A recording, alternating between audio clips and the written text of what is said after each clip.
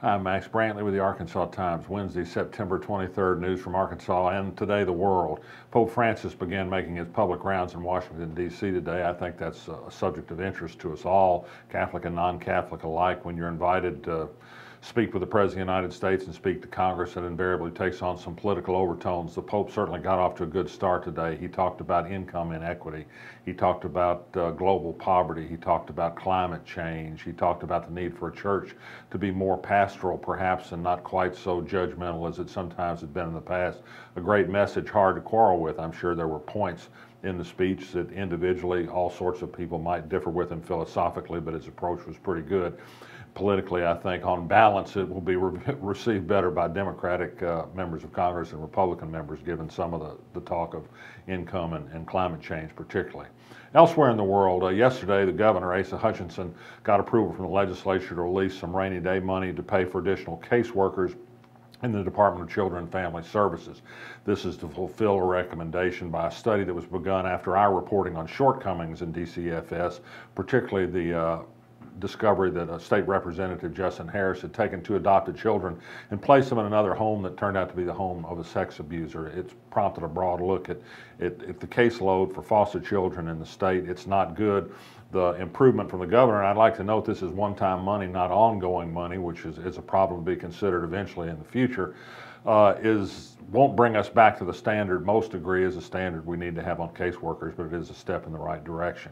Attorney General Leslie Rutledge today announced that she would appeal the Eighth Circuit decision that said the state's 12-week ban on abortions was unconstitutional. She'll take it to the U.S. Supreme Court. She'll lose. I'll buy her a cup of coffee if I prove wrong on this. It would require a dramatic reversal of court precedent for the court to say that states could ban abortions 3 months before the time of viability of a fetus. It's just not going to happen. In the state also today, the Association of Arkansas Counties, which represents elected county officials, raised a number of objections to ideas that are being floated to pay for greater money availability for the State Highway and Transportation Department. One is to transfer responsibility for maintenance of many rural roads from the state to the counties. This would not save anybody any money. It would just offload money onto the counties that they can ill afford to spend. It will shape up as a pretty important voice in the debate on where that money is going to come from. There is no free lunch. Taxes are going to have to be increased if we're going to keep our road building up. Conway Police Chief A.J. Gary announced to the City Council in Conway last night that he's going to take a lottery security job, and he'll be leaving the police department at the end of this month. The state of Arkansas is still remaining silent and refusing to say anything because the law requires secrecy about matters of execution. 3 drug companies have now said, according to the Associated Press, that they do not want their drugs used in executions in Arkansas. That's not what they were designed for. The state, so far, is saying nothing. There is a lawsuit that is trying to drive that information out into the open. Certainly execution information ought to be in public. The Little Rock Planning Commission tomorrow night will consider a petition to change the name of Confederate Boulevard to something else. Confederate being viewed by the people who signed this petition as a relic of the past that doesn't need to be honored. It's certain to prompt some unhappiness from some quarters. You know, the rebel flag always stirs something like that up in public places. This should be no different.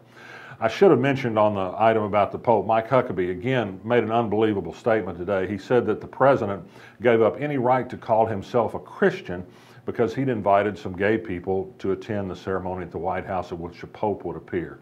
Really an unbelievable statement. Really, would Jesus say that? Would he say that? Would the Good Samaritan say that? Unbelievable statement by Mike Huckabee. He seems to have nothing left in his fading presidential campaign but homophobia. If it works, it'll be more of a commentary on us all than just on him. Interesting news release today from the Walton Foundation about the amount of money it's going to spend in Northwest Arkansas to encourage good design, pouring money into reuse of public buildings to make lasting public monuments and open spaces. A good use of their money. I wish they'd do more of that than in their schools. Interesting item this morning about how rich people have bought into universities around the country and used them to advance their agenda.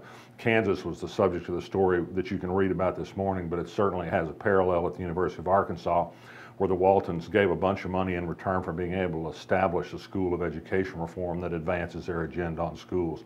I'm happy for them to stick to building design. And finally, also for your reading pleasure, a good little story from ABC this morning about a young man who was invited to attend Hillary Clinton's fundraiser in Little Rock Monday night. He'd been written about before when he paid a call to her hotel room where he works at the downtown Marriott when she was here as a speaker, had to fulfill some need in the room. She found out then that he had scrimped and saved through 2 7-day-a-week jobs as a night clerk at a hotel and as a bill collector to put together a $1,000 contribution to her campaign. She had him over to a fancy house on Edge Hill Monday night. He got his picture taken with her. He really hopes she gets to be elected. It's a nice little feel-good story. I'm Max Brantley. I'll be back tomorrow.